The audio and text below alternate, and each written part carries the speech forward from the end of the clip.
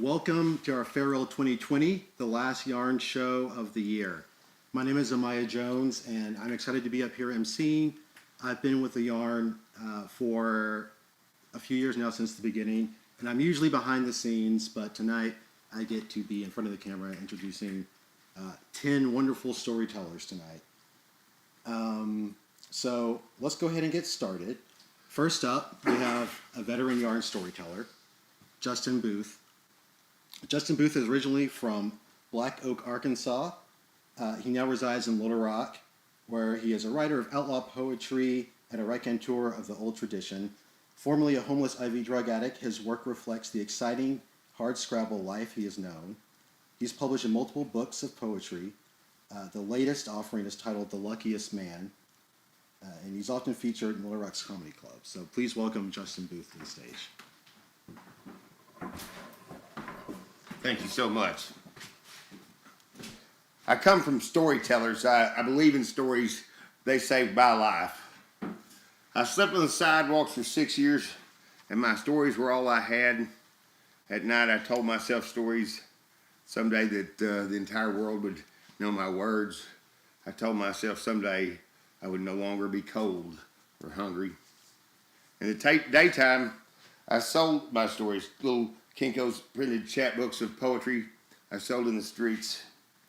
I sold one to just the right guy one day, and it wasn't very long after that I came in. And that was 7 years ago. I have a few books on Amazon. I've even sold some. I've made tens of dollars. I don't shoot smack, though, because that story, well, it always ends the same, and I try to tell new tales now. I tell my stories from the West Coast to the Lower East Side of Manhattan. My friends are some of the most talented people in the entire world right now, and they're cooler than the other side of the pillow. Storytelling's been very good to me. Maybe too good sometimes. Maybe I had begun to lose my humility. I believe that the universe has a way of balancing itself out, though, and bam, there was 2020. And bad stuff just kept happening. My writing had dried up for the most part. I couldn't hear that poetry voice anymore. Things were going bad. I was feeling sorry for myself. And a friend of mine showed up at the house, and she was bruised from the bottom of her feet to the top of her head. She was a victim of her husband. He had been abusing her for years, it turns out. He abused her physically and verbally. He used her 10-year-old son against her often. And just right then, that boy was gone with his nana for a couple of weeks for vacation. She came to me and I offered her sanctuary. He came then and vandalized the house I was living in over in Hillcrest. It's not even my house. A filmmaker friend of mine was letting me stay there. We were supposed to do a documentary. Of course, that had fallen through even. And she was from New York. She wasn't going to come down here and travel by plane here at the beginning of the virus. She was in that hot spot anyway. I was starting to feel really bummed out about things in 2020. I admit that I get far too much validation from being on stage and from telling these stories. This past year, I felt like maybe I was an imposter. Maybe I'd been fooling myself. Maybe I wouldn't ever share my words with the entire world. My life was full of self-doubt and the desire to do the right thing for my friends. Doing the right thing was not, it was kind of a new thing for me anyway. I was overwhelmed by pandemic deaths, polarization of our country, racism and sexism rearing their ugly heads after all this time. The worst part, selfishly though, for me was I felt like someone had gotten inside me and turned the storyteller off. I no longer believed my own stories. All of a sudden, here comes Connor, Sarah's 10-year-old kid, right? He's a smart, sensitive guy, going through an ugly mess of changes right now. All the defense mechanisms he's built up to the trauma in his life, now they're turning on their head. Everything's different again. And I looked at him and I saw an intelligent, creative, and sometimes lazy kid, and I couldn't help seeing a mirror of myself when I was a kid. He's become a friend of mine. We share interests. We both paint. Mostly the boy does stuff like robots and superheroes and like that. And when he shows me his work, he explains what the gadgets are and what the symbols mean and why this guy has this weapon. because he's the kind of kid that makes up a backstory for every character he paints. I looked at it, and it reminds me of the Marvel Universe, and I told him that.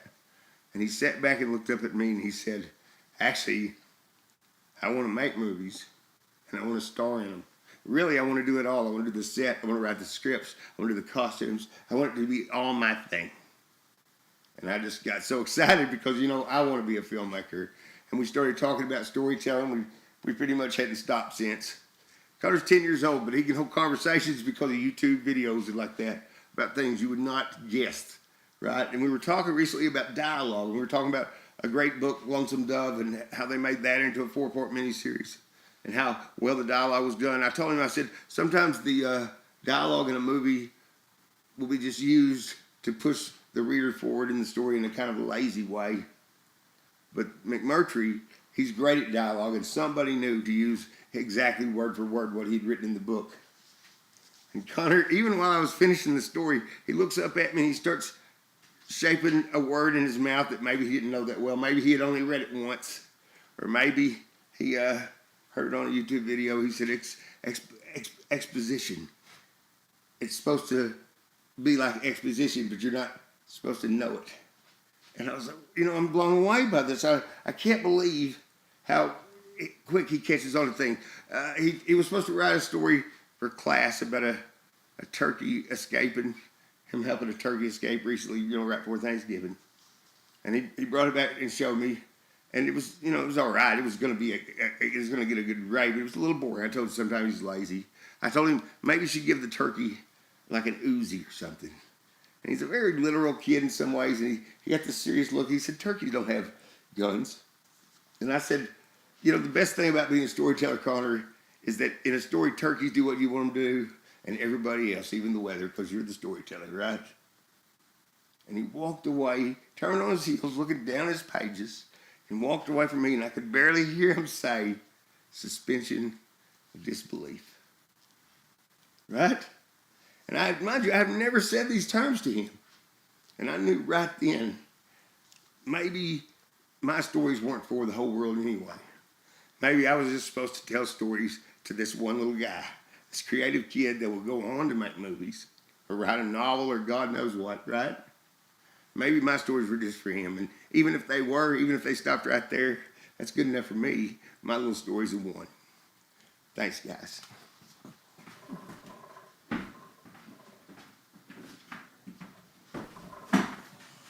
Thank you, Justin. 2020 has been a weird year, right? Everybody knows that, COVID. A lot of organizations like the Yarn had to figure out on the fly how to do things a little bit differently. We pride ourselves in the live storytelling tradition, and so adapting to that has been a struggle. So we've got some stories tonight that are videotaped, and the next one is the first one. This storyteller is Zachery Ingersoll. Zachery is a theater artist from a military family who was raised mostly in Central Arkansas. He's worked as a director, designer, technician, and stage manager and teacher for theaters in Central Arkansas, Arizona, and Florida. He currently works in the admin of the Arkansas Repertory Theater. This is his first time telling a story with a yarn, and the first time being on a stage, virtual or otherwise, in over 2 years. And he hopes that you enjoy his story and that you continue to support live entertainment, art, and artists in the community. I was a pretty lonely kid. I grew up in a military family and living on an Air Force base, so I was very used to any friend that I made moving halfway around the world and never seeing them again. And on top of that, I had a lot of anxiety as a kid. Trying to talk to new people was really challenging, and speaking in front of a group of people would send me into a panic attack. So on the first day of my freshman year of high school, the guidance counselor handed me my class schedule, and at the bottom for 7th period, at the end of the day, was a class that I did not sign up for. I never would have signed up for, Drama 1. And I panicked. I told them that this was a mistake and that I had to be taken out of the class. And they told me that changing my class schedule wasn't an option, and that, I bet you'll love it. And I said, I bet you're wrong, but I'll give it a try. I hated it. But one day the class was taken on a field trip to the Arkansas Repertory Theater, and I saw my first professional play, and I was hooked. I loved that it, transported me to a different time and place and told me a fun, compelling story, which of course theater and TV can do. But what still really moves me about theater is this act of sitting in a room together with living humans, committing our attention to watching other living humans on a stage who are committing their energy into entertaining us, all of us agreeing to suspend our disbelief and engage in a story and ultimately engage with each other. It's a social tradition that is specific to human beings, sitting around a campfire and connecting with one another over a well-told story. So I started to participate in theater at school and found that same sense of community with other kids who loved theater like me. And I made the decision that theater and this community and connection was worth all of the anxiety and the panic attacks. And I actually went to college on a performance scholarship and majored in theater. I was taking theater classes in the morning, interning with theater in the afternoon, and participating in community theater in the evenings. And I worked a bunch, and eventually I had a full-time job in theater, and my life became totally centered around theater and the people who make it. At the beginning of the pandemic, the theater industry was the first to entirely shut down. Broadway closed before most public schools did and will remain closed until the summer of 2021 at the earliest. The theater I worked for was forced to cancel its season. A company of 20 actors and designers and directors were sent from Little Rock back home to New York City, the epicenter of the pandemic at the time, and something like 25 of my coworkers were laid off. And that was the experience for almost everyone working in theater all over the world. There was no work. At the beginning, I was really afraid of what would happen to the industry, of what would happen to this form of entertainment that I had grown to love, and what would happen to this community of people who had invested their lives in theater. And I'm still afraid. Just like everyone else, I quarantined very seriously, and I didn't really see other people for months. I got really sad and scared, as I know many people did and still are. And I became that anxious, lonely kid again. Well, one day I was on the phone with a friend who had also lost all of his theater work, and I was telling him how I was anxious all the time, and I couldn't seem to stop thinking about this pandemic. And he suggested that I join him and some friends for a virtual game of Dungeons and Dragons. And I never played Dungeons and Dragons before. I don't even think I knew what Dungeons and Dragons is or was, but I just thought it sounded really nerdy, and I assumed that I wouldn't like it. But he explained to me how to play. If you don't know what D&D is, it's a live action role playing game, traditionally played on a tabletop, but in this case through Zoom calls and Google Meets and Discord.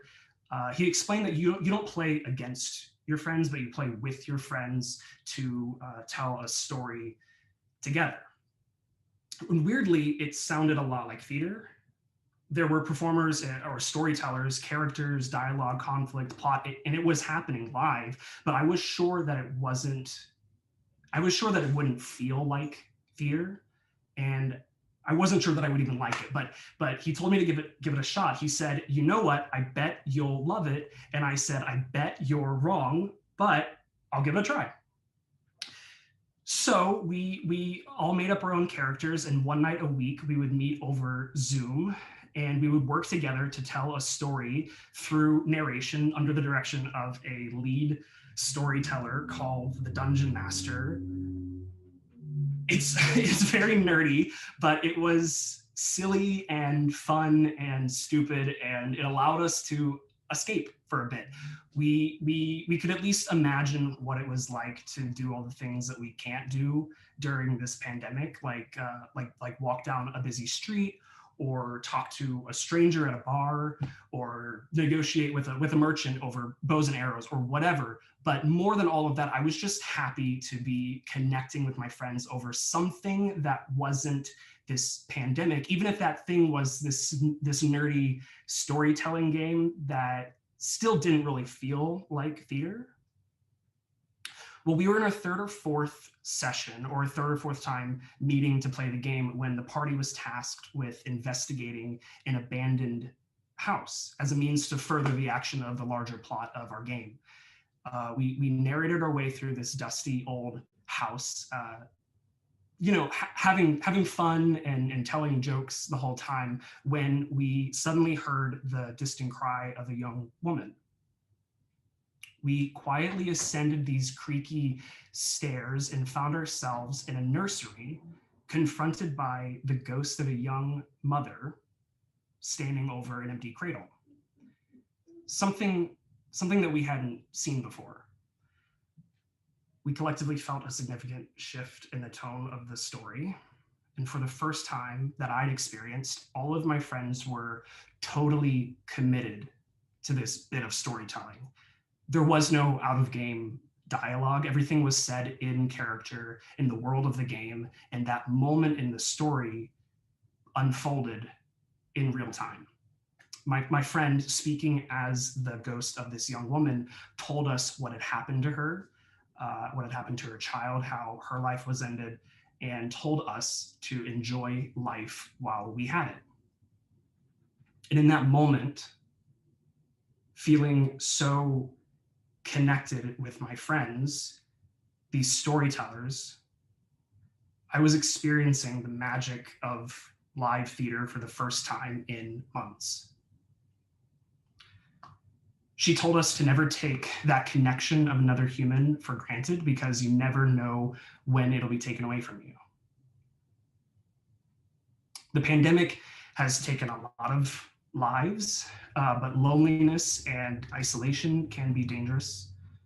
Keeping each other safe by social distancing and quarantining doesn't mean that you can't find other ways to experience the magic of human connection, just like the magic of storytelling and theater.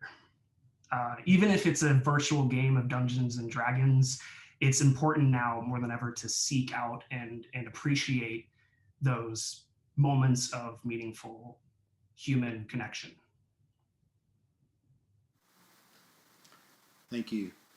I want to echo the point that Zach made about the importance of communal storytelling, and just like the experience of seeing an event in a room full of people, live people, and having everybody sort of respond to the same things at the same time.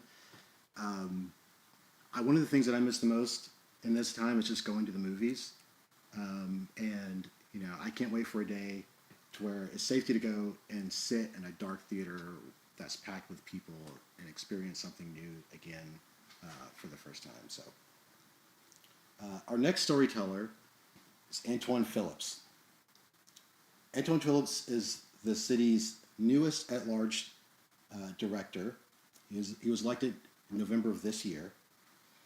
He was born and built in Little Rock, and he's a graduate of the John M. McClellan High School. After earning a degree from the Bowdoin College, he came back to Little Rock and graduated from the UA Little Rock Bowen School of Law. He's the co-host of Rock the Culture, a podcast that's hosted by the Arkansas Times. And he's been active with Big Brothers and Big Sisters of Central Arkansas, the Public Education Foundation of Little Rock, and the Little Rock Area Public Education Stakeholders Group.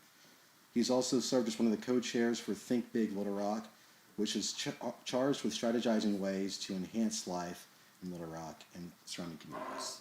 So welcome to the stage, Antwan Phillips.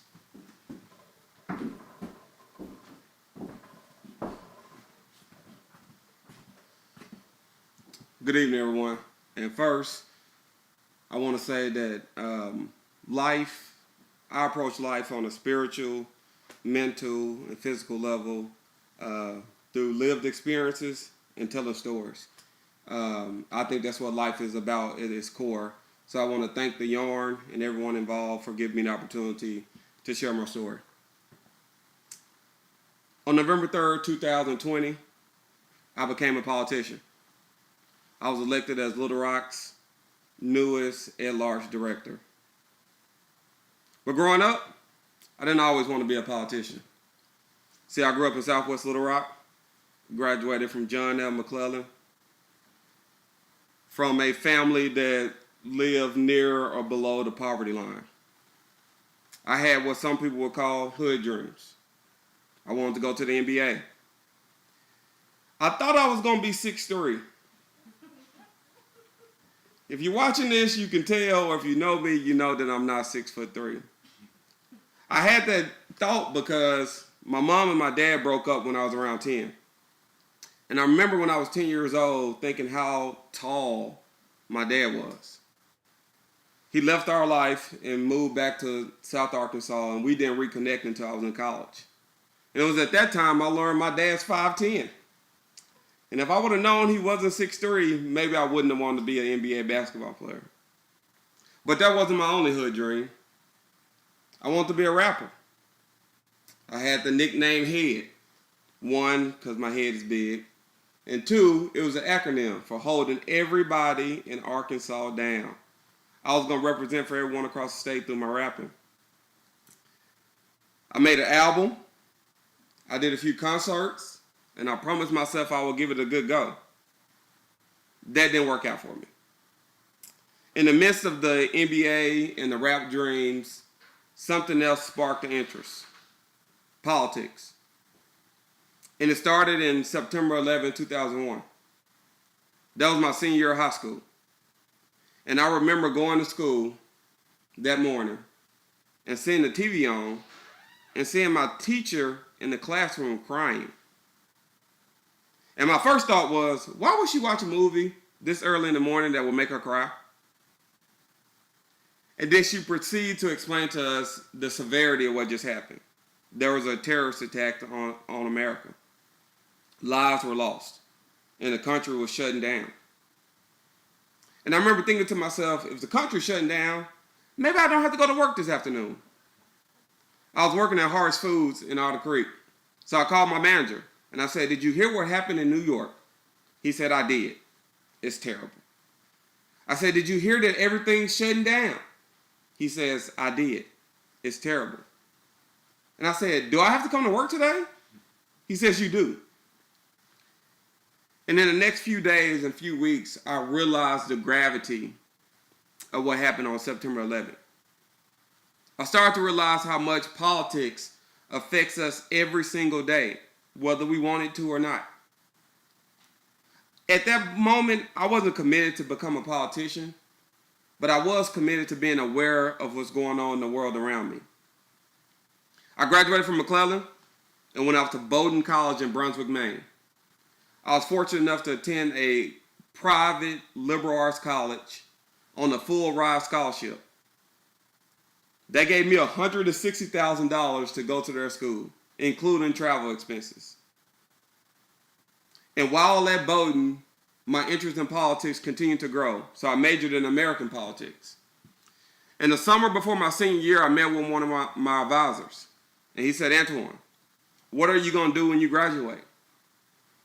I looked him in the eye, and I said, I'm going to be the governor of Arkansas.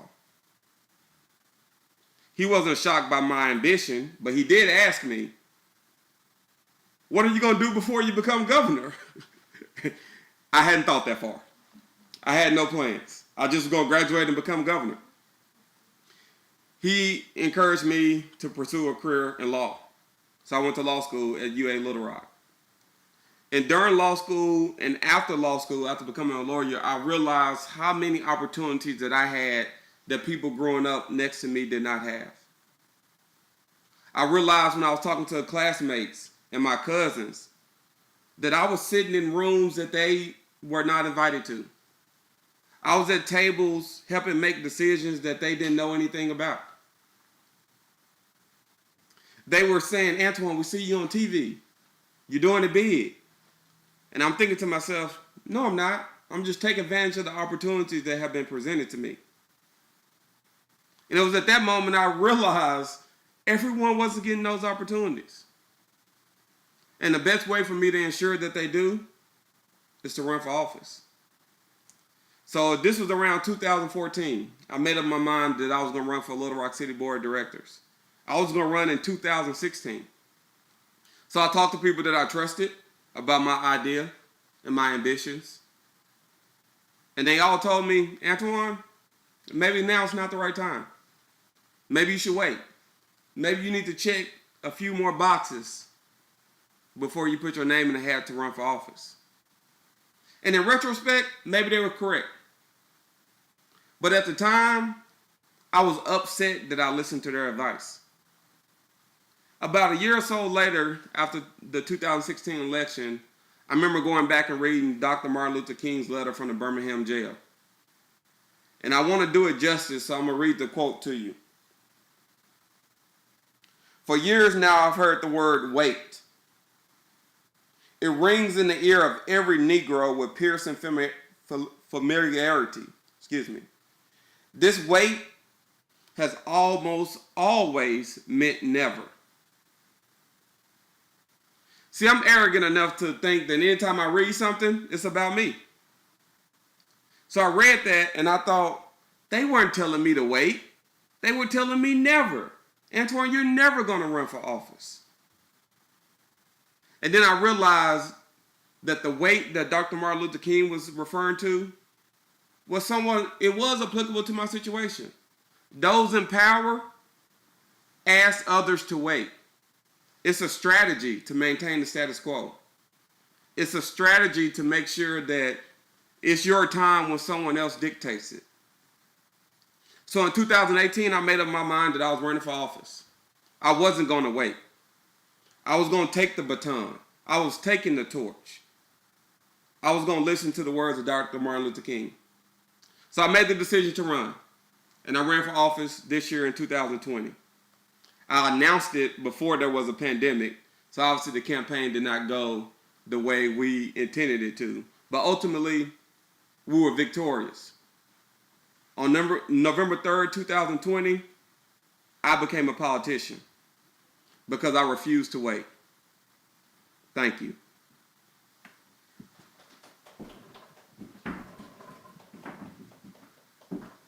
Thank you for that.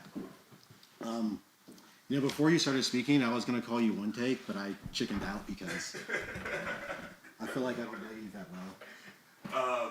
You do. Anyone can call me One Take. No, I'm worried about this. All right.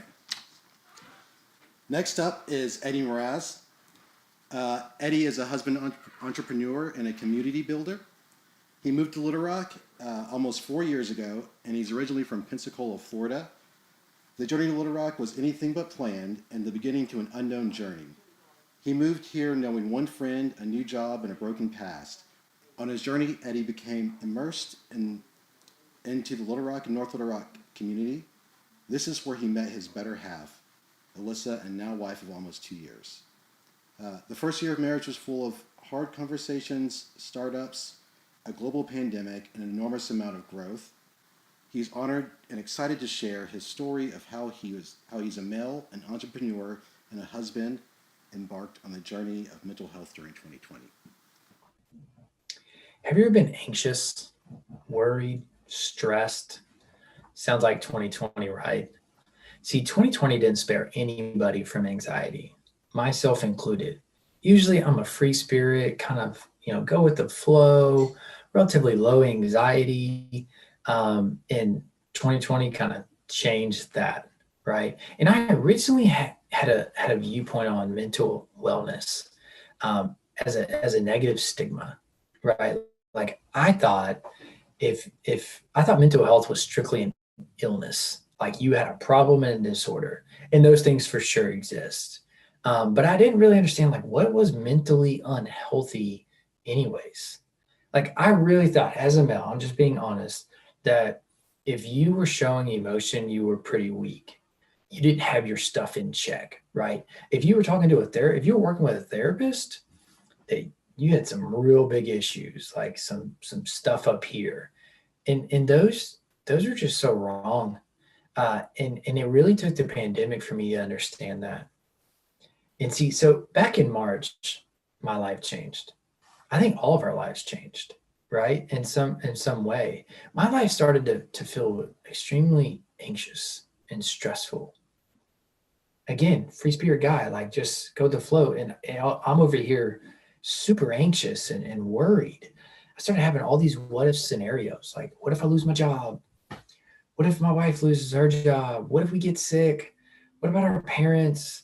Oh man, the economy, like that's just gonna be so bad. If we lost our jobs, we can never get another one ever. Like it was just all of these really bad what if scenarios. And a week or so into it, maybe not a full week, but I just became this super negative guy. Like everything I was thinking about was so like fear and negative. Happened to be right. I was watching the news all the time, right? So we had to turn that off pretty quick. But I still had this anxiety in me about what was gonna happen. I remember sitting next to my wife. We're watching Netflix, likely that or Amazon Prime. That's all we do now, right? But I'm sitting right next to her on the couch, and I'm just having this like battle in my head around this anxiety. And I started just asking myself, like, man, Eddie, you're kind of weak. Like you're so anxious and so fearful. You're sitting next to your wife who is full of strength and grit, and you're over here scared all the time, every day, like in fear. And I just started to feel pretty defeated. I started thinking like, man, I'm not a good husband. How can I be a strong husband in this household during this crazy time if I'm in fear all the time? And I just like, I knew something had to change. I didn't know what, I didn't know how, but I was just like, this is not the guy you are. It's certainly not the man your wife married. So you're gonna have to figure something out.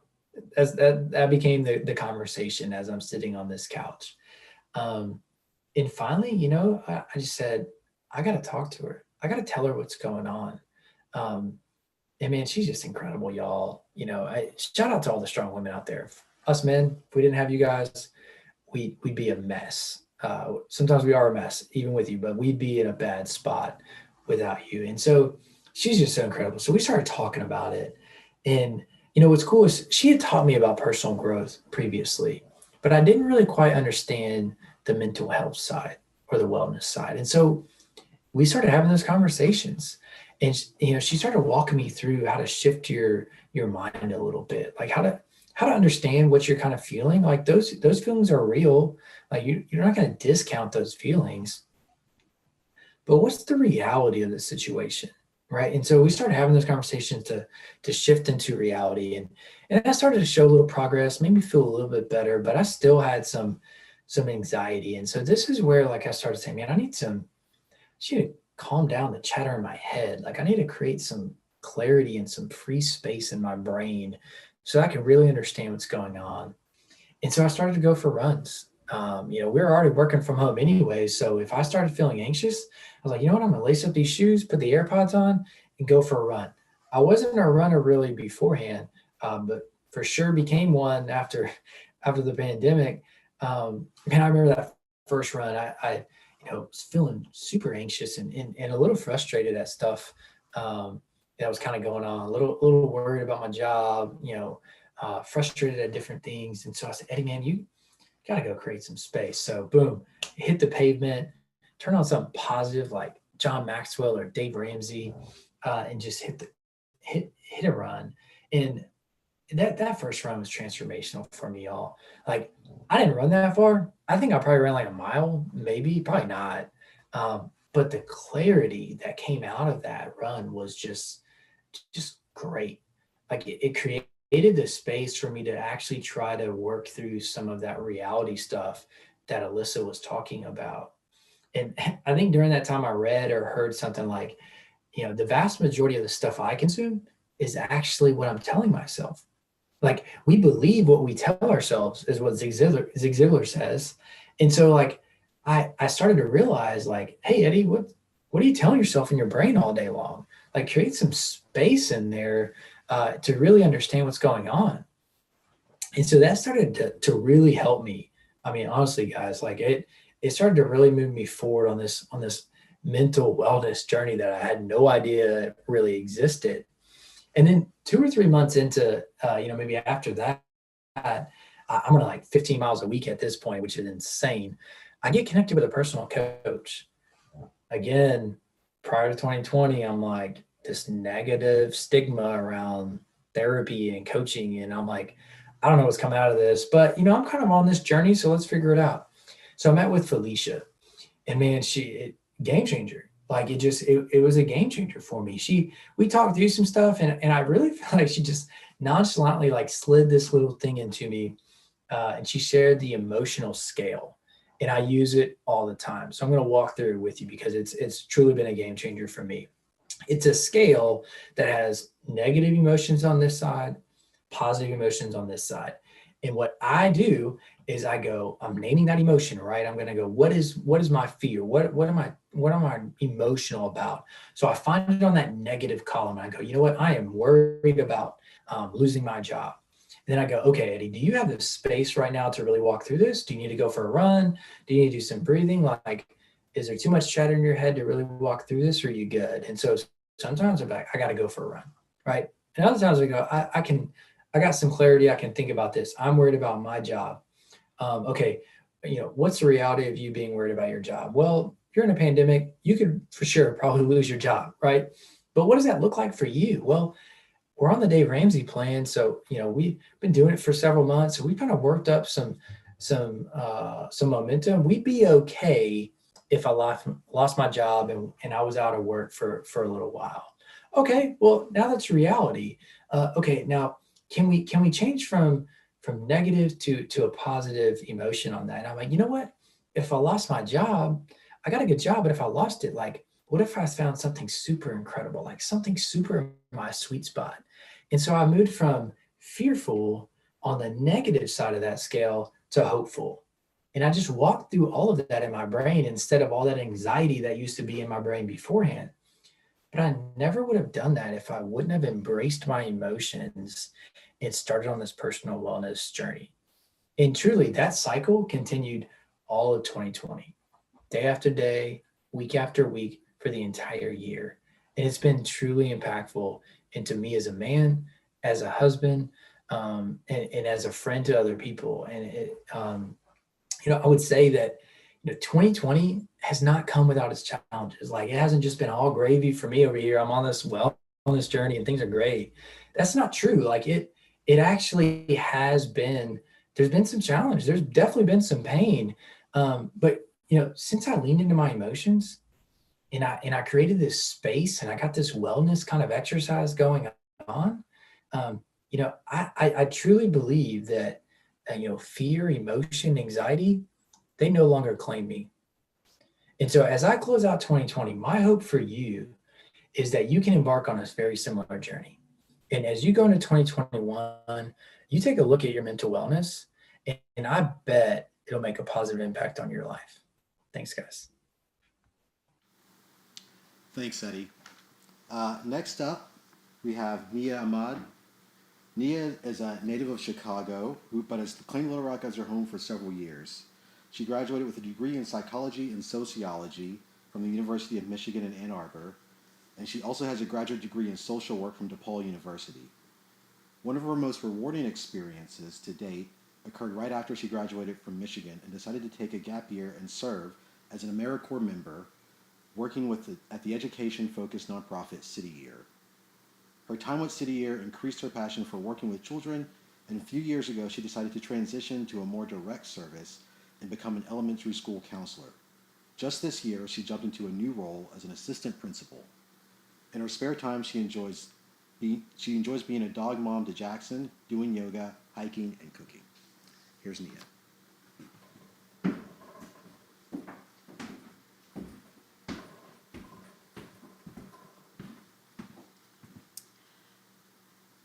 I want to take you back to early 2020. I was living my best life. I loved being a counselor. All of my days were filled with hugs from little people and hearing them shout my name about 506 times a day. Breaking up little fights between Billy and Timmy and teaching them how to be better friends to each other. I loved every part of it. Now let's fast forward to March 12th.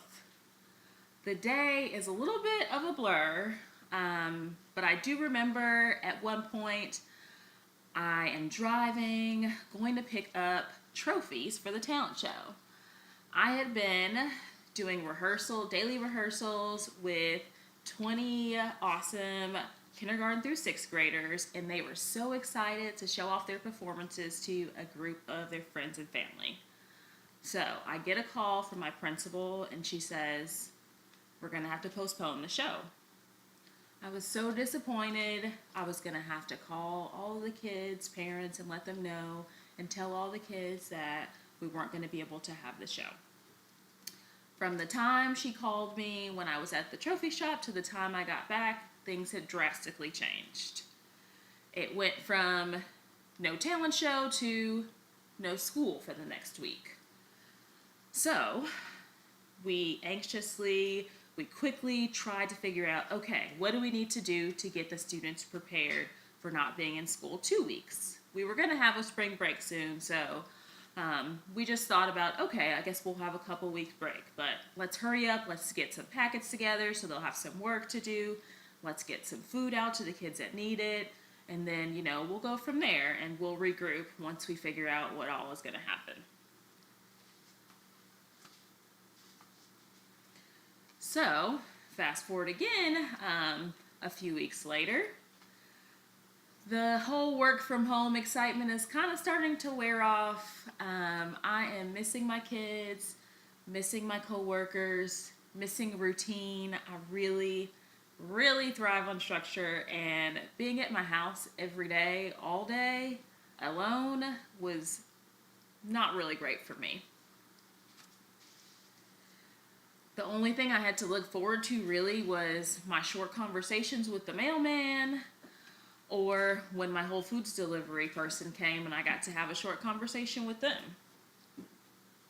I had Zoom calls with my coworkers, and I did Zoom calls to check in with the students, but it was no substitute for being in person and getting to talk with them and help them. For someone that has dealt with anxiety, the quarantine became a pretty difficult thing for me. I tried to come up with things to do to fill my day. I tried to think of ways that I could better support my students and teachers and the community in general, but there was only so much I can do from my house.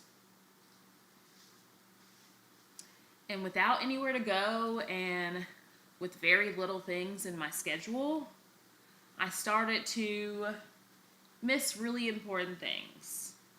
I started to cancel my therapy appointments, forget to take my medicine. My mental health really started to suffer. See, the previous years, things had been even worse, and I had put in a lot of work. I had to go through to try to find a therapist. Pretty difficult thing to do, to really find someone that understands you and you connect with. I had finally found that and had finally figured out my medication, and quarantine hit and I kind of did a little backsliding. I was lucky this time around because my friends and my family were aware of some of my difficulties, and they did a great job at checking in with me. I was really lucky. Oh, and in the midst of all of these things going on, I had accepted a job to be an assistant principal at my school. Not sure if I would have taken that on had I known that my principal was going to be on maternity leave for most of the semester, but I decided I'm just going to jump in and go with it. I thought that I would do a good job with just doing what was best for my students. And that really helped me to get myself in order and to ask for what I needed. So now fast forward to present day. My life is full of temperature checks with students and teachers, contact tracing, checking for proper usage of masks. Do you guys know how hard it is to get a 5-year-old to wear a mask all day and keep it above their nose? It's probably more difficult than anything else I've done. Every day, I feel like I'm not doing enough for my teachers or my students. And it's been pretty difficult. There's been a lot of tears, a lot of doubts. Am I the right person for this job? Am I doing everything I can? But now I've been trying to find small moments of joy in my day. Having a child come eat breakfast with me when they forget theirs and checking in and see how their week is doing. Going in the classroom and seeing how these teachers are just doing amazing things, keeping kids that are virtual and in person engaged at the same time. They are amazing. I can't say enough great things about all the teachers. We've settled into a routine at school. We're doing our best to remain safe. Every one of us is exhausted every day, but we come in day after day because we want to do what's best for the students. After all of this, I have learned that I just need to make sure that I'm keeping my health as a priority so that I'll be able to do my best for everyone at school. Thank you.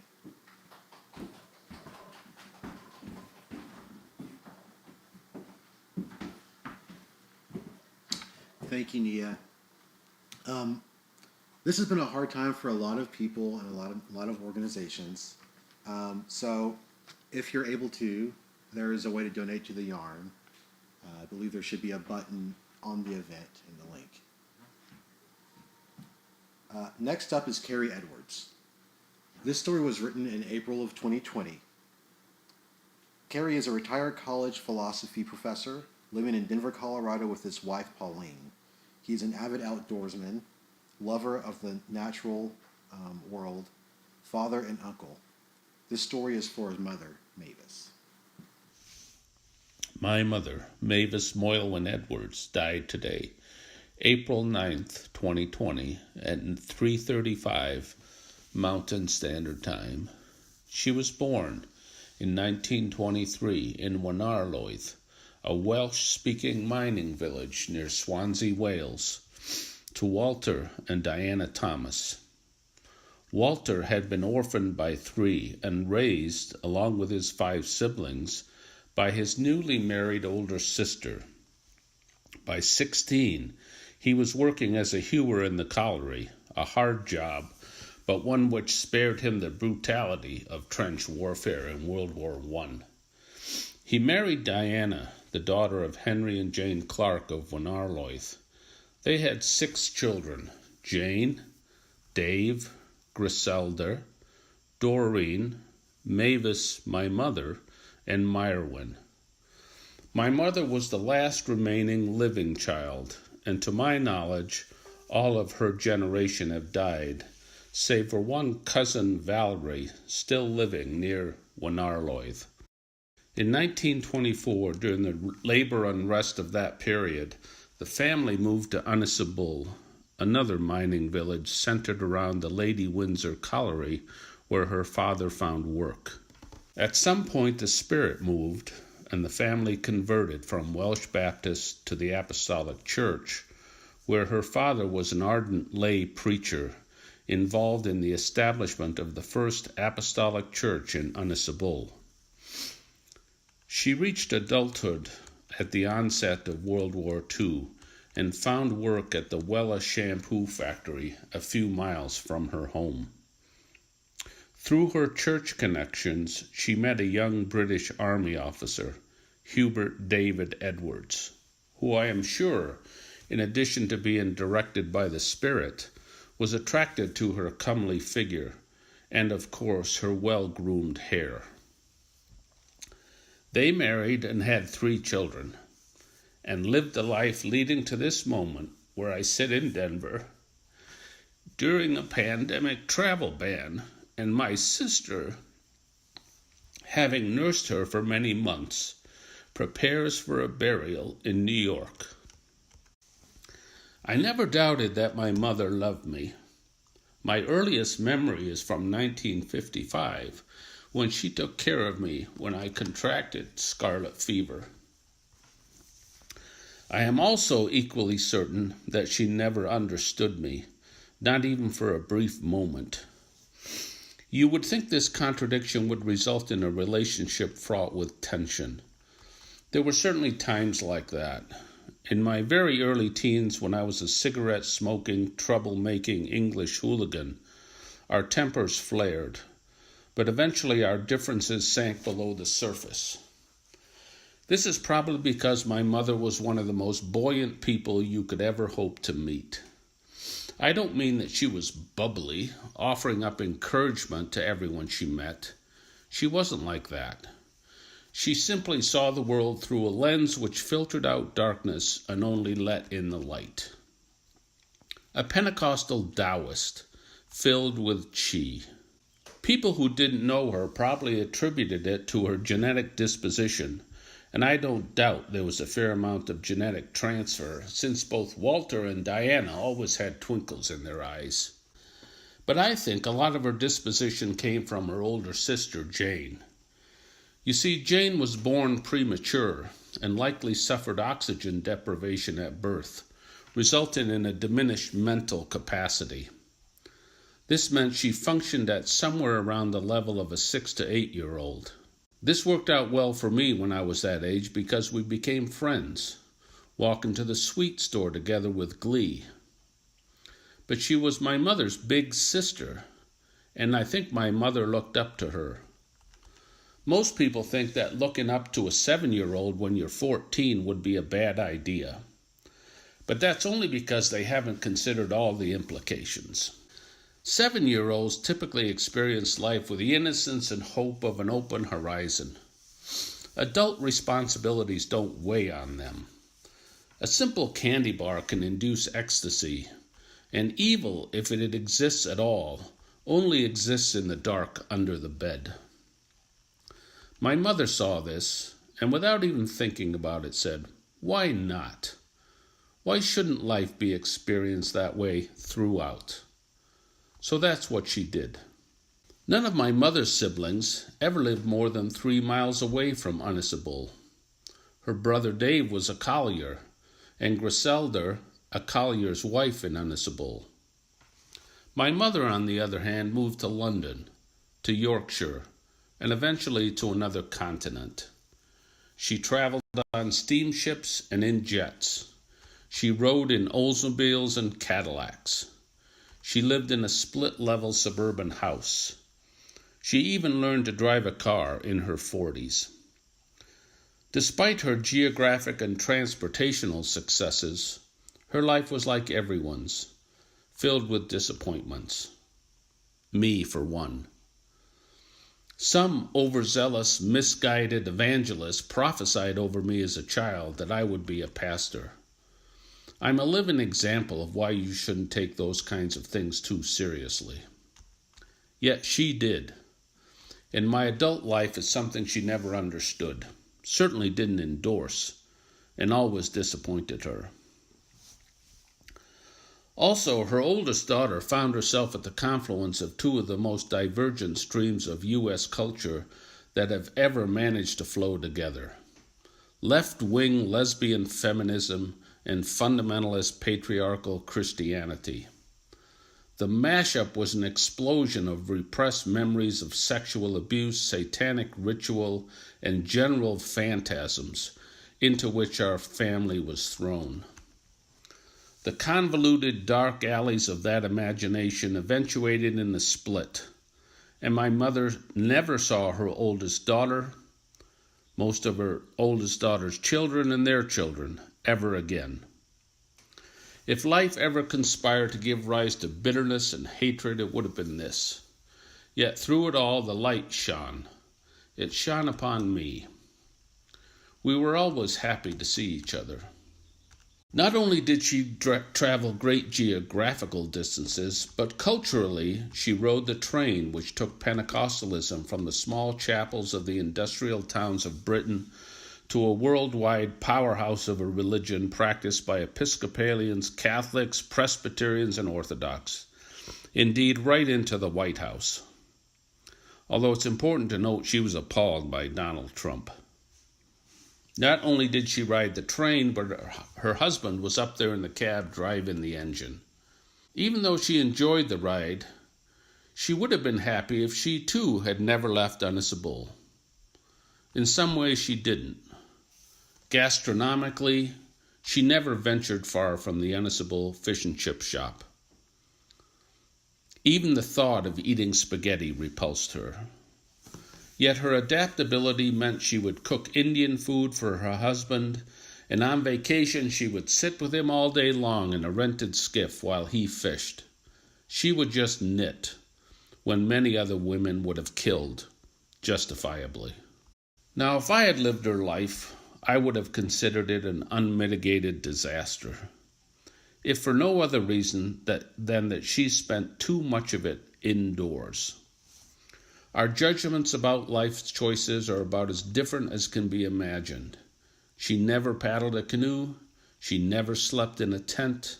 She never climbed a mountain. She never read David Hume or Thoreau.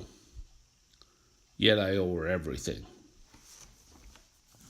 If she had not passed along to me the ability to see the light, existence would be overwhelming. I would not be free. Perhaps it was not just her. Everyone she knew as a child depended upon long days of labor in the deep darkness of coal mines.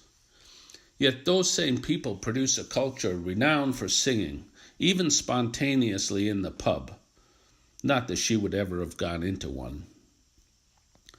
Perhaps it was the combination of Jane and the fact that simply being above ground was reason enough to rejoice in a mining village. Maybe she was just Welsh. Eventually, her body outlasted her mind. As that process developed, the light became dimmer, and darkness began to infringe.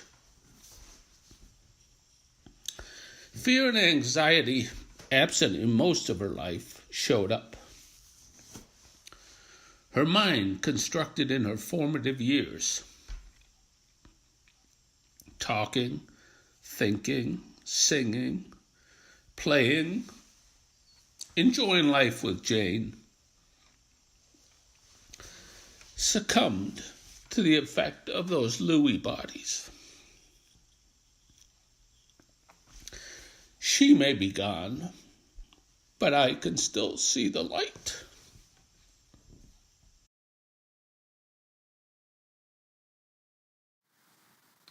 Thank you. Our next storyteller has been on the Yarn stage before, both as an MC and a storyteller. Most recently, she was part of the Black Lives Matter show that we had just last month. Denise Donnell is about the truth. You can find Denise live on Facebook at 9 a.m. Tuesday mornings, hosting Community Voices, and Tuesday nights at 7 p.m. for a non-traditional Bible study. Here's Denise.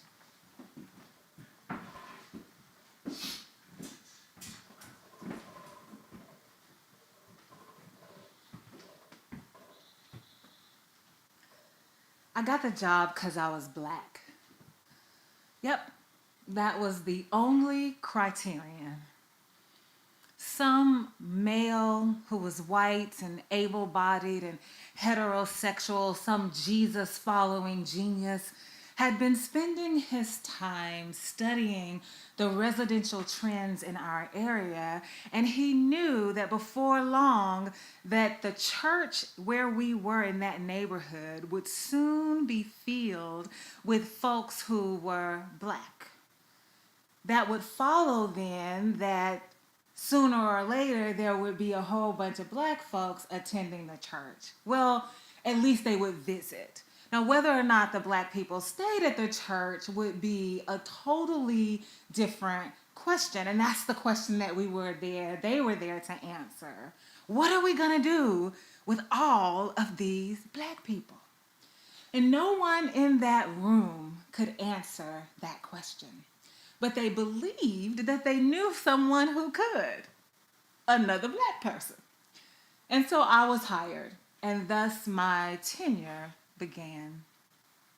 It didn't take long for all of the white folks to realize that no one knew what to do with these black folks, including me. But these weren't just black people. These were black people who were poor. Now, I've been black since the day I was born, but I ain't been poor a day in my life. So I didn't know what to do either. So I did the only thing that an academician would do. I read a book and I took a quiz. I still remember 3 questions from that quiz. Number 1, can you move in one day? No, I can't move in no one day. It takes me 2 days just to even think about how many boxes I need to start moving. Number 2, where is the nearest food pantry? Can I look it up in the phone book? Number 3, what time do you have to leave the homeless shelter every single morning? Wait, you got to leave the homeless shelter? Why would you have to do that? Needless to say, I flunked that quiz. And in the eyes of all of those white parishioners, I flunked being black too. They could not understand how it was possible that a person could be black and not know what it means to be poor. They simply could not figure that out. And so that led to us trying to come up with some response to the black folks who were in the room who were poor, and nobody in there knew what to do. And so as I was living that experience, the one thing that I internalized about race and about my life was that I am not that kind of black person. I am not poor. I will never be unemployed, and I refuse to be a victim of the system. So I don't have to figure any of this out for my life.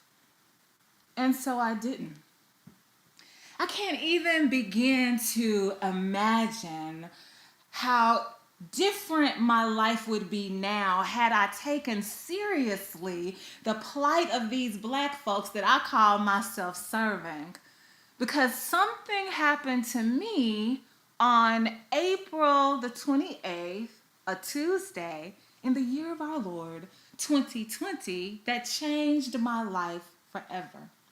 Somebody put an alert on my calendar for a meeting with my boss's boss's boss and HR. Now, in no universe that I was thinking about could this possibly be a good thing. And it wasn't. As soon as I shared my video, I learned that as soon as I hung up the phone, my job was going to end. And that at 6 p.m. that same night, Eastern Standard Time, I would be locked out of the computer. And I must be escorted out of the building, out of that office, with all of my personal belongings by close of business on Friday.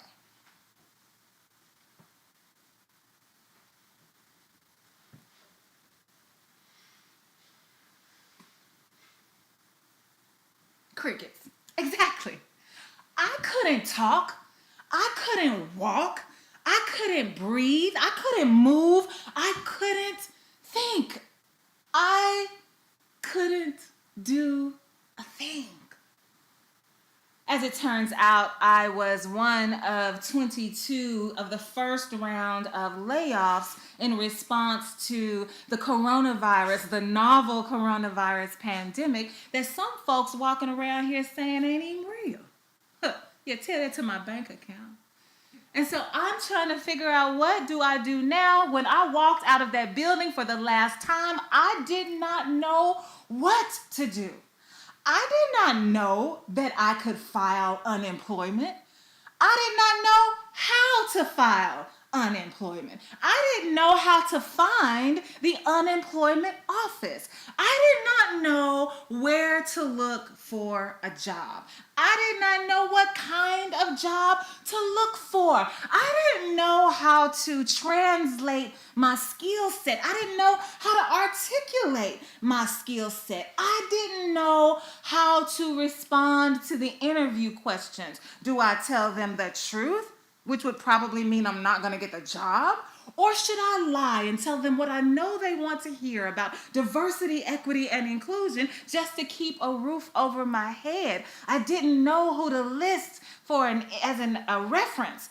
I didn't know anything at all. And it finally dawned on me, I could Google and figure out whatever it is I need. Just ask Google. So I followed the instructions from the website, the GPS instructions, to the Arkansas Department of Workforce Services, located at 5401 South University Avenue, right here in the city of Little Rock in the state of Arkansas. I parked my car, I grabbed a book from the back seat, I took a number, and I walked to the end of the line. I flipped to the page that was bookmarked in Isabel Wilkerson's cast, The Origins of Our Discontents, and I picked up where I left off. We are responsible for our ignorance, and with time and open-hearted enlightenment, our wisdom. We are responsible for our ignorance, and with time and open-hearted enlightenment, our wisdom. I kept reading that same sentence over and over and over again until the words started moving. The words started changing shapes and sizes and places until there was only one sentence left on that entire white sheet of paper. And it was a question that it dawned on me I had been asking myself every time I looked up and saw a different person standing in line in front of me. And that question was, wait, is that me? Am I that black person? Yes, Denise, that is you. You are unemployed. Your mortgage is in jeopardy. Your car note is due. Your dental insurance just got canceled. Your health insurance is about to run out. Yeah, that's you. But maybe that's a good thing. I'm not so sure. So I couldn't figure it out. So I said, well, let me just go back and make sure I'm understanding this. So I flipped back a page to the beginning of the chapter in Isabel Wilkerson's book, Cast. And I said, well, let me just start from the beginning again so I can try to understand this. And as soon as I started the chapter all over again, immediately the words ran off the page and left me with that same question again. Wait, is that me? And because I study the Bible, I know that whenever Jesus says something twice, it's meant for us to dig deeper. And to see this same question again in my mind means that I missed something the first time.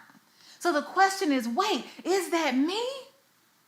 Yes, Denise, that's you. What do you mean? Who is me? Who is it? What are you talking about? Yeah, let's ask the question. Is that you who thought that you could fight for the lives of poor people without having any idea at all what it means to be poor? Is that you, Denise, who thought that you were gifted and graced and talented enough to change people's lives without even having a meaningful, ongoing, authentic relationship with them?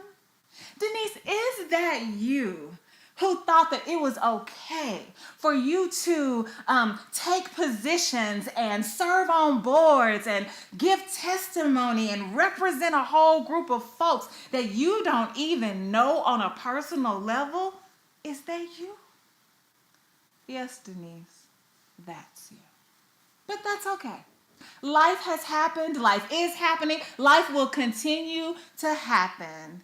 And so maybe now, faced with the realities that so many other people are faced with, people that look like you, people who are you, maybe now you'll learn what it really means to be poor and Black in America. And if you learn that, maybe, just maybe, Denise, you'll be able to stay in the fight and actually be more effective. Good luck with that. Thank you.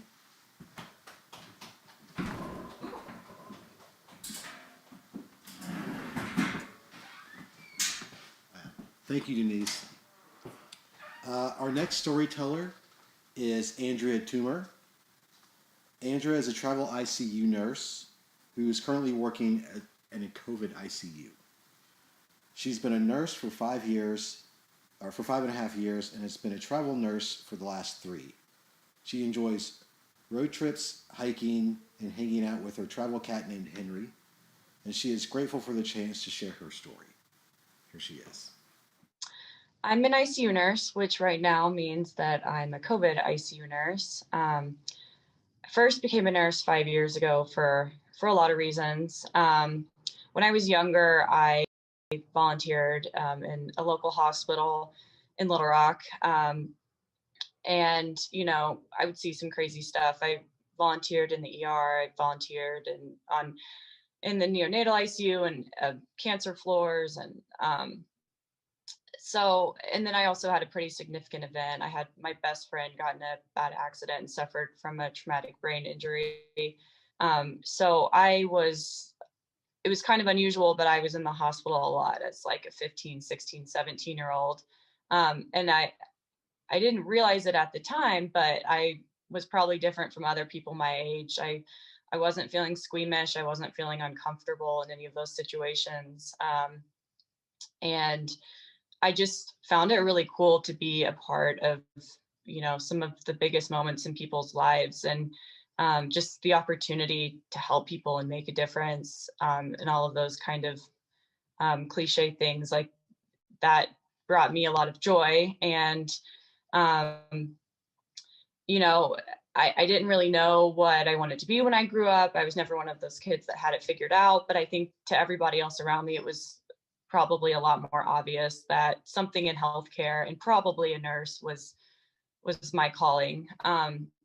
So went to nursing school, graduated, was all excited. You know, I was really excited to be a big role in helping people get better. And I went to the ICU to do that because I found that it would be interesting to really dive deep in and take care of complex patients and challenge myself. And something I've really enjoyed doing for the last 5.5 years.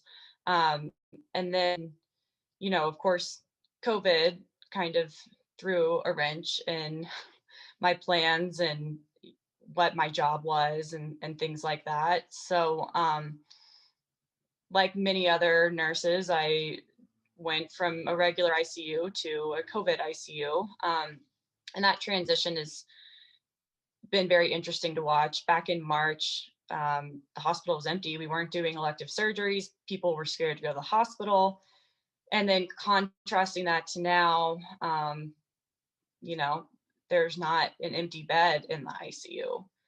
We're full. And, you know, I walk into work and ventilator alarms are going off and monitors and call lights, and, you know, people are donning and doffing their PPE, and it's chaos and everyone looks tired. And you can just, I mean, it's palpable. You walk onto the unit and it's a completely different place than it used to be. And I'm a completely different nurse than I used to be. I felt I feel like I go into work now and my ability to connect with patients is kind of strained. You're wearing a big papper hood and it's blowing air. And so that alone just makes it hard to hear. And then a lot of times our COVID patients are intubated on a ventilator on life support. They have a breathing tube down their airway, and so they can't talk. And I'm having to yell for them to even hear me on top of all of the alarms and everything that's creating noise and distraction. And, sometimes they don't understand English. So then you throw an iPad with a translator onto it and a Bluetooth speaker, and you have the volume up all the way, and they can't even they can give you a thumbs up, a thumbs down, they can kind of gesture, but you're not connecting with the same ease that you used to be able to. I had a Spanish speaking patient that I was having a really hard time connecting with. He wasn't, watching TV, wasn't looking out the window, wasn't texting, wasn't FaceTiming, wasn't listening to music. I really felt like, hey, this isn't right. Like, what's going on? And when he told me he was able to write, that if he FaceTimed his wife or his kids, that he would cry, and that's why he wasn't doing that. And those moments when you're the one standing in the room with them and you're kind of their only socialization. You are their visitor, you are their family, you are that constant in and out person that knows their name and learns things about their lives. And it's this this role I've never really found myself in, to be people's only connection. And there's a lot of people lose hope with that, with just the lack of connection to the outside world and to their old life and to their family. I've had patients that we give people clipboards and pen and paper, and they're able to write their needs. And I had a patient that I've had, actually more than one, I've had a lot more than I'd like to admit, that are so exhausted and suffering so deeply, and they literally write down, I want to die, or pull this breathing tube out, like I give up. And to be the one in the room, seeing that, reading that, is just an experience that is, I've never had that. And these are people that shouldn't be dying, and they're dying because they have coronavirus. And it's, to have to be everyone's cheerleader, to have to be the strong one, to have to tell these people that their fight's not over and that they need to keep working. And it's really hard to do, because I don't know what it feels like to be them in the bed, but I just know that a lot of times their fight isn't over yet. And I think it can make all the difference in the world to encourage people and to try and be positive and to try to give everyone a shot. So those moments have really been pretty difficult. There's been several times that I go into the supply closet to get a body bag after a patient's died, and we don't have any in there anymore. Like, we've run out. And that's a very strange feeling. I don't even know how to really describe what that feels like, but it kind of, those moments and all of these very emotionally charged things that are happening are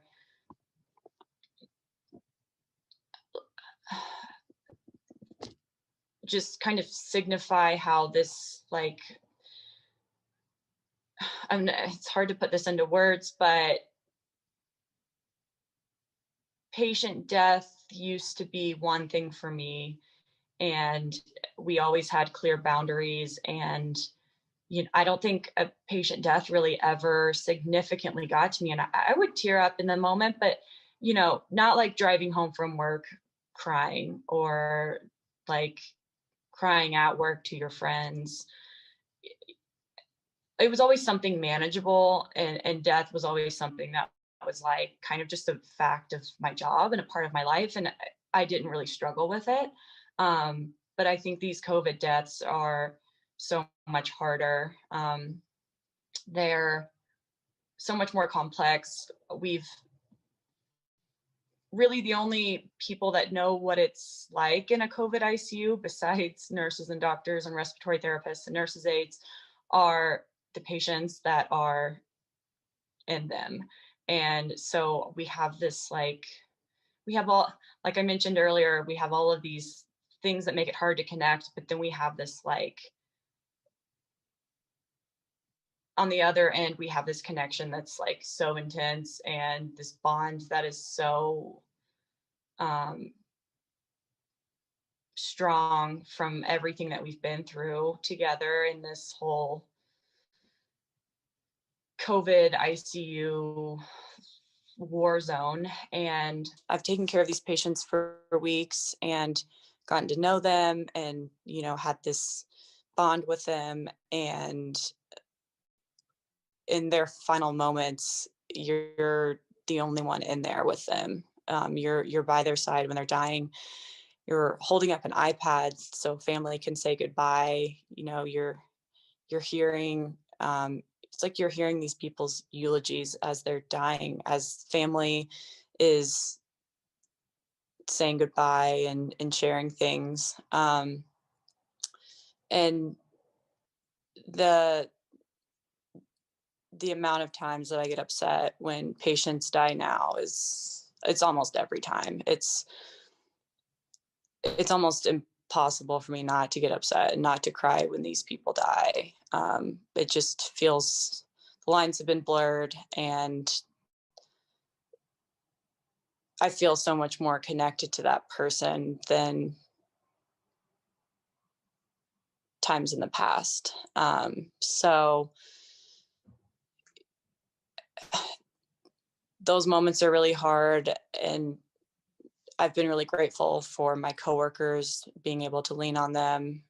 We need each other, and just like the patients need us, we need each other. And just like everyone that's watching this, we need each other as well. And all of the things that, hand washing and masks and social distancing, quarantining, all of those things make a difference. And I think we can do this if we all just stick together and get through it. Thank you. Next up is Emily Warnsdorfer Hooker. Emily is the house manager for the Yarn shows and a 2-time storyteller as of tonight. She's originally from Pennsylvania, and she's lived in Arkansas since 2008 and now considers the South her home. She's the associate director at Ferncliff, a camp conference center, nature school, and outreach center in Little Rock. As a camp person, she's passionate about the tradition of storytelling and passing along lore, legends, and tales in order to build a sense of community. Sharing her stories on the Yarn stage helps her carry on that storytelling tradition in her own way. So here she is, the crossword MVP, Emily Warnsdorfer Hooker.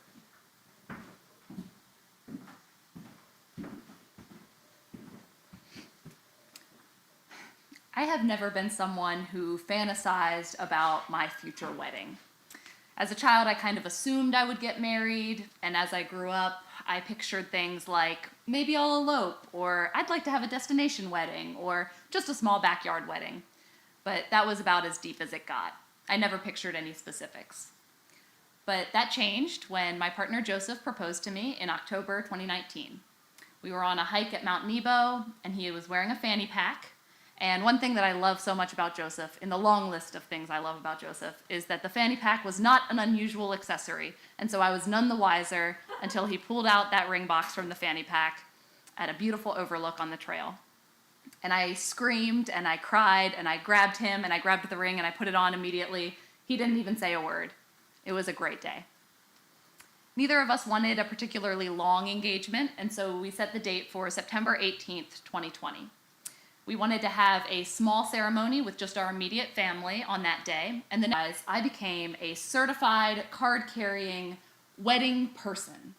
Suddenly, I was fantasizing every day about what I wanted my wedding to be like. I loved brainstorming with Joseph. I loved scouring Pinterest boards. I loved researching local vendors. My mom and I even went to this wild, over-the-top, totally insane bridal fair convention thing, this event that I probably would have scoffed at a few weeks prior. We made a pretty good dent in the wedding planning process throughout the winter. We booked our venue, the Camp and Conference Center where I work, which is stunning in September, in the time between summer and fall. We would get married outside of a small chapel in the woods and have our reception in a stone pavilion overlooking a pond.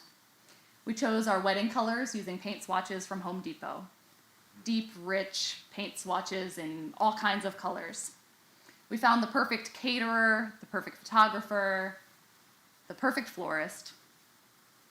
We spent hours tracking down addresses for our save the dates and invitations, and I spent probably just as long fantasizing about our out-of-town friends and family coming to Arkansas for the very first time, and how exciting that was going to be to show them around. And then 2020 happened. We sent our save the dates at the end of February, and I remember buzzing with excitement when I handed the thick stack to the woman at the post office. I also recall thinking at that time, 2020, that's a great year to get married. I'll always remember that nice round number. I'm so lucky to be getting married in 2020. And I was right. I will never forget 2020. I will never forget that date. Around mid-March, the word coronavirus was everywhere, and I was starting to get nervous. Not really about our wedding, because in March, September still seemed a really long ways off. And to be honest, we didn't grasp at that point the scale and severity of this pandemic and how it would be handled by our leaders. And so I wasn't worried about the wedding, but I was worried about health insurance. I was worried that Joseph or I might lose our job and therefore our health insurance. And during a pandemic, that felt really, really scary. We researched our options, and it seemed that we might be able to get coverage for one another on our employer's insurance if we were spouses. And so we did some research and we thought about it, and we decided, let's get legally married tomorrow. And so we took off on Friday, April 3rd. We went downtown and got our marriage license and took it to the home of my former boss, David, who happens to be a Presbyterian minister. And on that day, we just did the legal stuff. We signed the paperwork with no vows, no readings, no big hurrah, nothing like that. In fact, we had to be reminded that maybe we would like to have a photo where we're kissing, because at that point we had only taken a photo with the marriage license with a strong business-like handshake in front of it. The witness that day was David's wife, Vicki, and after we signed the paperwork, she served us tea and toffee cake on her porch and gave us a dozen eggs from her chickens as a wedding gift. And it was a perfect day. Though we told a few people at the time, we kept it kind of a loose secret. People know about it now. This is not my announcement to the world. But at the time, we wanted it to be a little bit private. We told some folks, but we didn't want to diminish the specialness of our wedding events, which, like I said, we were still anticipating having in September. We didn't want a little technicality like having already been married for 5 months to be taken away from us on those days in September. But then, of course, we realized September was not this far distant date in the future. It was approaching rapidly, and the coronavirus situation wasn't improving. And in fact, it was getting worse. And so with a heavy heart, we started considering our options. And we determined that we didn't want to have a small, socially distanced, masked wedding. We didn't want to have to cull our guest list and make decisions about who would or who wouldn't make the cut. And most importantly, we didn't want to put the lives and safety of our loved ones at risk. We wanted to have the wedding that we were planning for. We wanted to be hugging and kissing our friends and family. We wanted to dance and scream and sing on the dance floor. And so with a heavy heart, we put out change the date cards in June. Our would-be wedding weekend in September was unexpectedly really difficult for me. At that point, I felt like I had been pretty pragmatic about handling everything. Getting legally married, talking to our vendors about the change of plans, letting our guests know. Those all felt like tasks, things to check off a list, but I wasn't really thinking about what those tasks meant, that we would not be celebrating with our loved ones around us, at least not yet. I cried a lot that weekend. And unfortunately, I might cry a little bit more in the coming months as well, because when we changed the date from September, we chose April 2021. Again, we felt like that was plenty far in the future to be safe. Now it's only a few months away, and unless there's a miracle, it's not looking good. We are anticipating at this point postponing our wedding indefinitely this time. No backup plan, no change of date. We know that someday we will celebrate. We don't know when. We don't know when it will be safe to gather again. We do know that a big, fun, socially undistanced party is going to feel so good. And at that point, no one is going to care if we've been married for years. I know that I feel just as hopeful and excited about my life with Joseph as I did the day we got engaged in 2019. And I know that whenever it can happen, whenever we can celebrate our love surrounded by our loved ones, our friends, and our family, that's going to be an occasion worth celebrating. Thanks.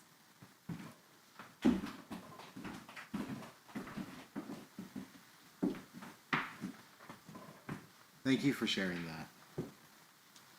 Our final storyteller this evening is Dr. Gloria Richard-Davis.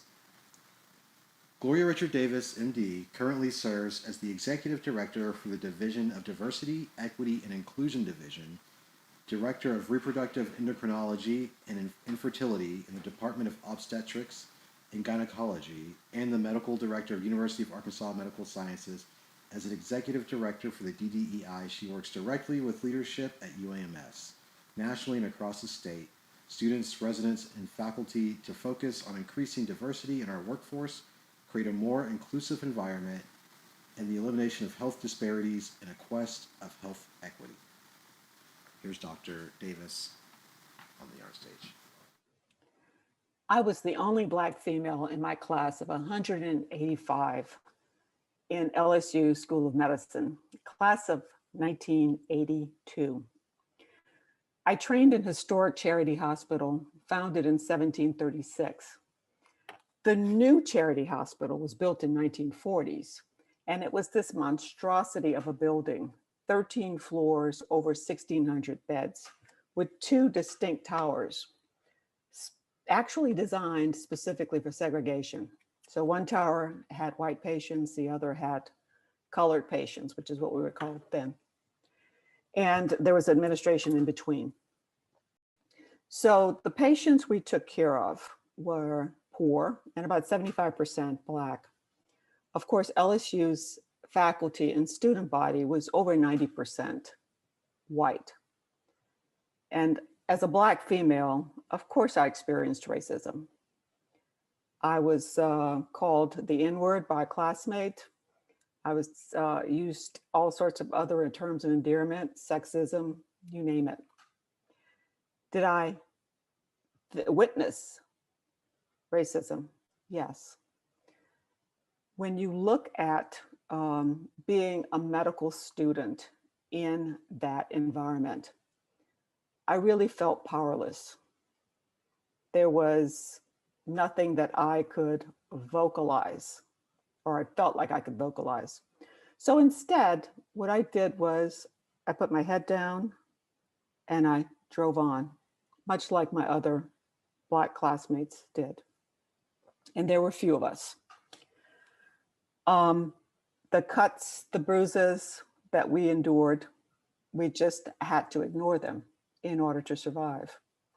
And I think back on that, I chose a theme song that I played in my head, and it was Gloria Gaynor, I Will Survive. I'd sing it for you, but I really can't carry a tune, not even in a bucket, okay? You know, when I think about my career as a Black woman, I really come face to face every day with health inequality. It is an inescapable truth of our daily lives. When I when I started my work in health disparity, I started in college researching heart disease, obesity. And I've really continued to focus on health disparity throughout my career. Just now, I focus on more in disparities that's associated with women of color. So in January 2020, I was so excited to start a new position as executive director for UMS, Division of Diversity, Equity, and Inclusion. I've focused much of my career on this, and so everything was aligning. It's as if the stars were aligning.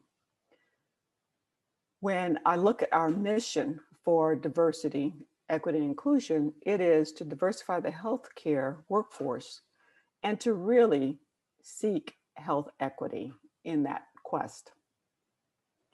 Fast forward March, I'm now in a new position and enters COVID. So originating in Wuhan, China, it made its way across the globe and to the United States, started by coastal, first Seattle, New York, and the mid-US felt pretty safe, but very quickly, it was like a tsunami, like a wave that came across the country into every possible remote recess. There was no communities left untouched. We were in a full-blown pandemic. Corona, or Rona, as the kids call her, was disproportionately affecting communities of color.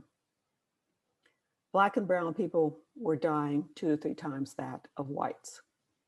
Why? The very diseases that I researched as a college student, heart disease, obesity, which was also rampant in our community, were the risk factors that increase the risk of dying from COVID. I was nominated to chair the Arkansas Health Equity Response Team. And as a team, we were charged with applying an equity lens to the disparities that we were seeing impacting communities of color. So to write guidelines and recommendations as to how we could potentially address that. It was also very clear that we had economic disparities and the gaps were widening. COVID had laid bare some of the health inequities that we knew existed previously, but we had intentionally ignored them. Same is true of economic disparities. And the two compounded were just escalating the disparities that we were seeing in communities of color. We thought that was bad, battling those two. And then enters social injustice and unrest. On May 25th, captured on live video by a 17-year-old bystander, we witnessed the brutal murder of George Floyd. 3 Minneapolis police officers held him down on cement while Derek Chauvin knelt on his neck for 8 minutes and 46 seconds. During that time, you could hear him repeatedly say, "I can't breathe, I can't breathe." And then he called out for help from his dead mother. And I'm sure as a mother and other mothers, hearing that ring in my ears broke my heart. While Derek Chauvin, still completely full force on his body, knelt with his hands in his pocket, very nonchalantly looking into the camera as if it was nothing, until George Floyd's body went limp. The world erupted into rage at the inhumane treatment that we all witnessed with our very own eyes. Every Black person that I know was crushed. We felt every emotion from anger, fear, fright, fury, all rolled up in one. We all knew this could be any of us. It could be my brother, my husband, my child. And to treat anyone like that is unacceptable. Our students were, of course, enraged, rightfully so, and they wanted to join the protest. As a faculty and a parent, I appeal to them. We're in the midst of a pandemic. I'm concerned for your safety. Please reconsider. Some of them went, some of them didn't. I was dealing with my own internal struggle as a Black physician. What could I do? What could we do to stand against racism? In the matter of 2 days, we organized an assembly of white coats for Black lives.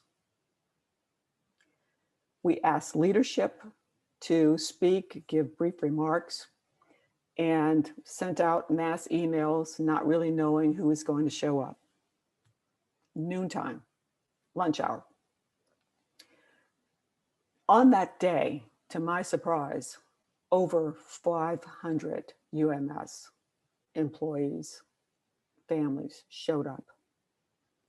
It was an amazing scene to see the mass of people out in support of a Black community and to take a stand against racism. Our remarks focused on acknowledging racism as a public health crisis. It's killing Black and brown people en masse. Police brutality, we know, is a visible sign of racism, but it's just the tip of the iceberg.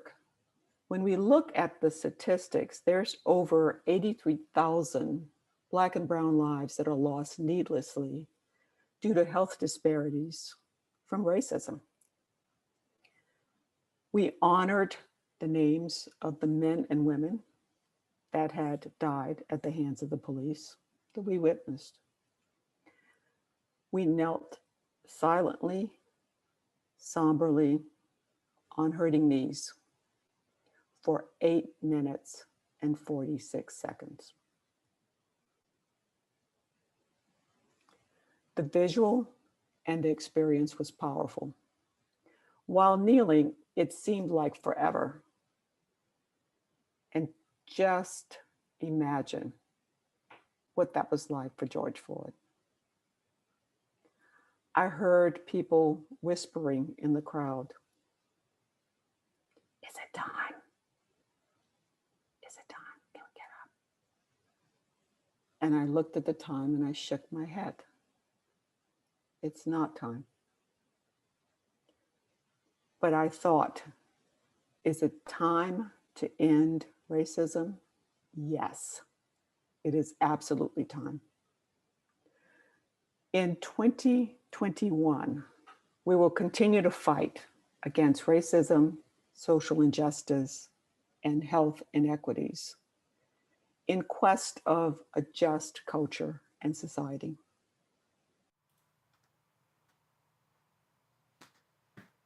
Thank you. And thank you to everybody who's tuned in.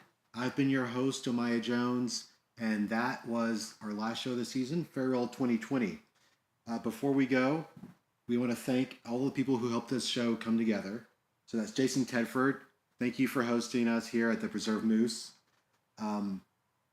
Thanks to all of the storytellers for sharing their stories with us tonight. We couldn't do it without them. And thanks to all of the yarn team, which includes Hillary Trudell, myself, Jensen Hallett, Jesse Rice, Amy Hopper, Emily Warnsdorfer Hooker, Ash Still, Melissa Height. And there's a link to donate to help keep storytelling alive. It should be in the chat.